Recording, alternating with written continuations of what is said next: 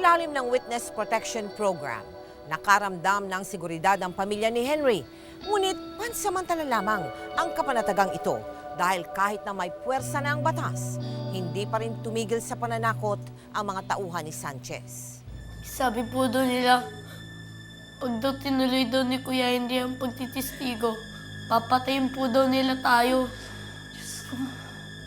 Hindi ba nila tayo titigilan?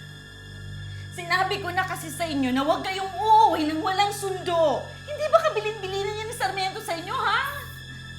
Bakit ako sinisisi nyo? Hindi ba dapat siya? Dahil siya ang dahilan kung bakit tayo nandito ngayon. Kung hindi niya pinagpilitan ng maging testigo, sana tahimik pa ang buhay natin ngayon. Aleli, walang kasalanan ng kuya mo. Nung lumipat tayo dito, hindi niya nainisip ko anong mararamdaman namin ni AJ. Puro na lang si Kuya Henry! Kung anong gusto ni Kuya Henry, yun na masusunod. Dahil mas importante ang kapakanan niya. Hindi totoo yan. Para sa kapakanan natin lahat kung kahit lumipat tayo rito. Bakit tayo nagdurusa? Bakit tayo nahihirapan? At bakit tayo ang nagtatago? Si Sanchez ang kalaban natin at hindi ang kuya niyo. Kung kahit nandito tayo, ay pamilya tayo at ang pamilya hindi nag-iiwanan. Naintindihan niyo ba yun?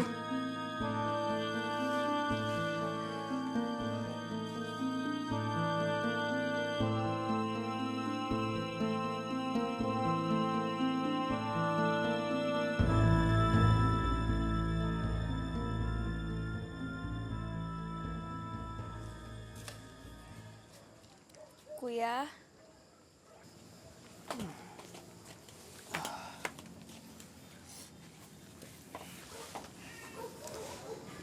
Kuya, sorry po.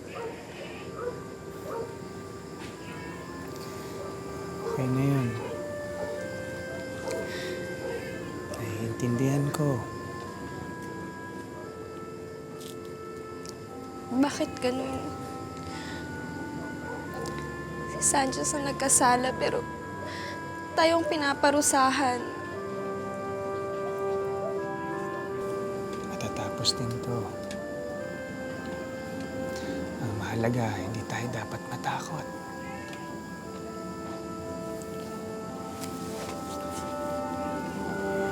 At lalong hindi tayo dapat magkawatak-watak.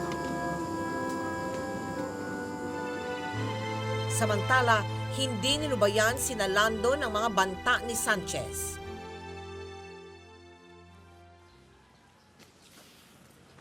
Lando, O Karding, kumusta na kayo? Babalik na ba kayo dyan? hindi, sa safe house pa rin kami. May kinuha lang akong gamit. Ah, ganun ba? Balita ko, hanggang ngayon, malaya pa si Sanchez, ha? Ba't kaya di mahuli-huli yung taong yun? Sige, alis na muna ako. Lando! Hindi lang.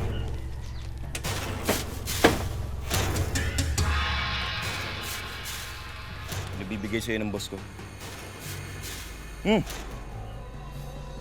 Lando, 100,000 ang laman yan. At kung iurong ni Henry ang pagtestigo, tatagtagan pa ni boss yan.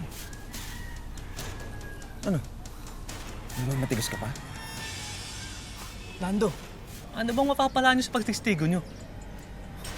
Papakabayani kayo para lang sa wala.